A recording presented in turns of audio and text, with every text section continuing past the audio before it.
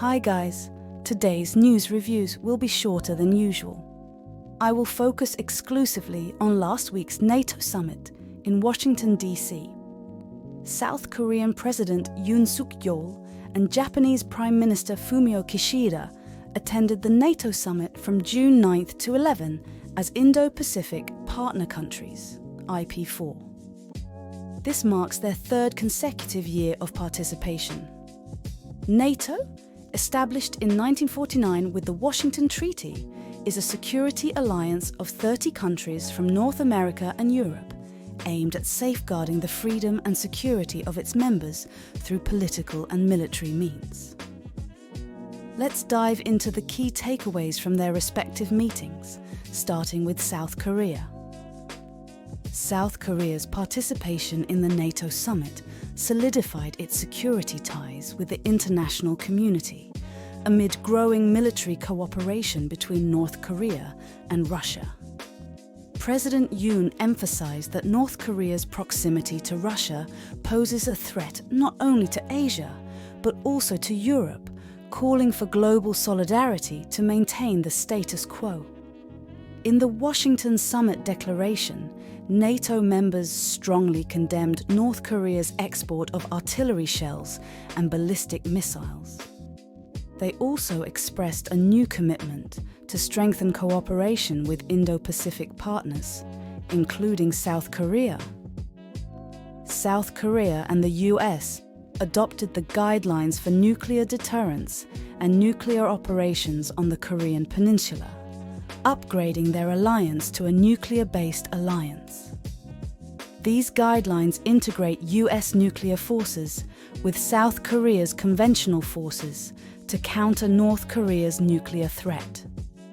South Korean personnel and assets will operate alongside the United States on the Korean Peninsula. President Yoon also visited the Indo-Pacific Command headquarters at Camp H.M. Smith in Honolulu, Hawaii, emphasizing the ironclad alliance and robust combined defense with the United States. The U.S. Indo-Pacific Command oversees 28,500 U.S. troops in South Korea, playing a central role in maintaining readiness and providing support in case of a contingency on the Korean Peninsula. Yoon met with NATO's Secretary General, agreeing to share information on North Korean weapons used in Russia's war in Ukraine. South Korea pledged to double its contribution to the NATO Ukraine Trust Fund to $24 million next year. NATO and its Indo-Pacific partners, Japan, Australia, and New Zealand, issued a joint statement to counter North Korea's and Russia's cooperation, agreeing to launch flagship initiatives in areas like artificial intelligence and countering disinformation. On the sidelines of the summit, Yoon held bilateral meetings with 10 NATO leaders, including Japan, to strengthen cooperation against North Korea and Russia and to enhance economic ties. Discussions included cooperation on semiconductors, key mineral supply chains, and nuclear power plants with the Netherlands, Sweden, and the Czech Republic. Experts assess that South Korea's move aligns with the US strategy of integrated deterrence, a concept integrating all means of national power, military, economic, and diplomatic, to deter hostile aggression within a network of allies and partners. This strategy aims to keep China and Russia in check. The IP4s and the US decision to use the NATO summit to move forward with hosting future foreign ministers' meetings is consistent with operationalizing integrated deterrence, seeking new ways to integrate US allies in the Indo-Pacific region and Europe for enhanced cooperation. However, this strategy raises concerns about potential instability on the Korean Peninsula. While South Korea's cooperation with NATO may send a message to North Korea in the short term, it may escalate the crisis by entrenching tensions and increasing the likelihood of war in East Asia. South Korea should also make efforts for dialogue with North Korea, China, and Russia to lower the security dilemma in the region. Let's now discuss Japan's position during the summit.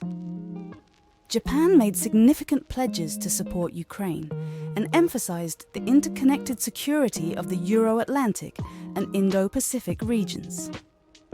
Citing recent military cooperation between Russia and North Korea and Beijing's provocations in the East and South China Seas, Japan highlighted the importance of a united front.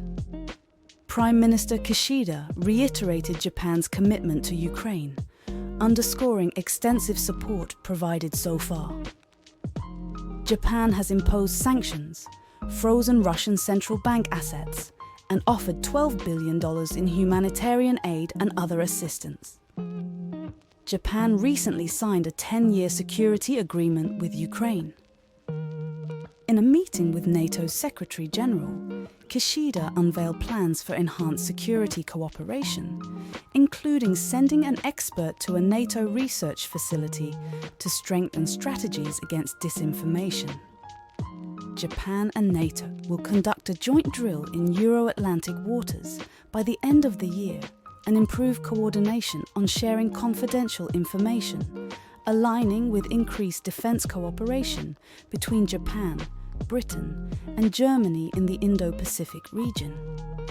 Japan plans to host a meeting with NATO members and like-minded partners next spring to discuss measures against disinformation. Discussions on opening a NATO liaison office in Tokyo are ongoing.